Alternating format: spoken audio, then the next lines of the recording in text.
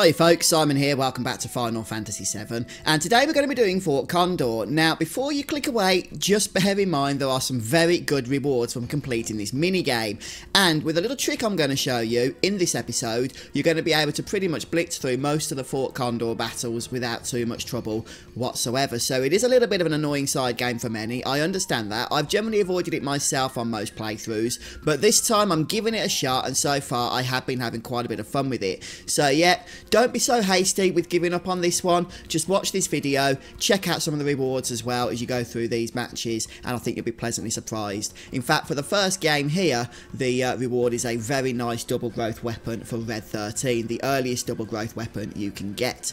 Now, this is the trick then, let's get to it.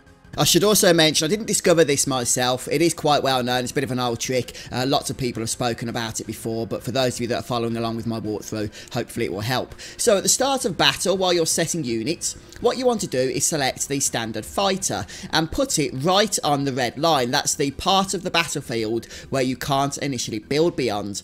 And this is how the trick works. We're going to kill the enemy units, the starting enemy units, so quickly that the battle's going to end immediately. And that's because if you actually delete, or rather, kill all of the enemy units, so there's none on the screen, then the battle will end even before the rest of the enemy units spawn. So you won't even have to fight the commander using this method. Now the way you do this is you just select the fighter option. That's because I believe they're best for building next to each other, which is what we were going to want to do here. And once we've selected the fighter, we're going to put it right next to the red line, just so we can go about building it here. And once we've done that, we're going to start the game. And then what we're going to do is continue selecting fighters and build them further down the battlefield. That red line will move down on each attempt, as you can see here. And that will allow us to push right close towards the enemies. Normally what you do is you build your fighters and have them start moving down the battlefield, but by that point you'll have loads of enemy spawns and you won't be able to use this little trick. So once you've got your fighters close enough, you're going to start attacking the enemy. At this point you can also use any appropriate units that are better off on the enemies that are spawning. But I'm just going to use fighters here, that's all you really need for this first battle. And there's two enemies, as you can see, one on either side.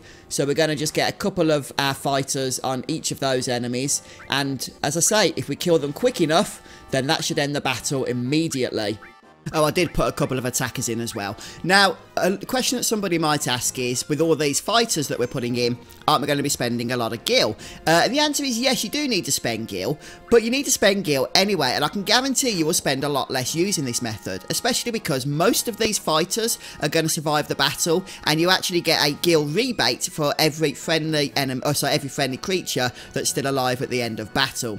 So don't worry so much about that, the gil side of things. I guarantee that this is cheaper than doing Fort Condor using the standard method of having your friendly units coming down slowly and having more enemy units spawn, because your friendly units will be killed a lot more.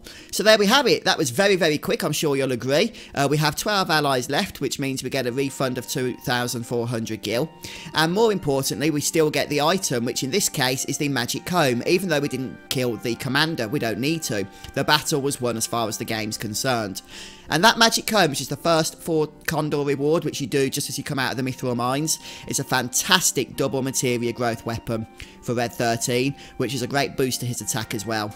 And if you're going to do what I do and get Yuffie straight away after coming out of the Mithril mines, make sure you do this battle first at Fort Condor, because then while you're farming for Yuffie, you can actually go ahead and pretty much level up most of your abilities, your magic green magic abilities to level 2, which is what I do, which is a nice boost going forward as well.